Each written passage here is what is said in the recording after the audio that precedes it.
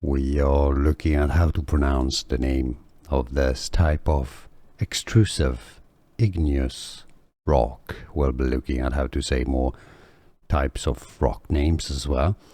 So make sure to stay tuned to learn more. So let's break down how you pronounce these words, how you get the correct pronunciation.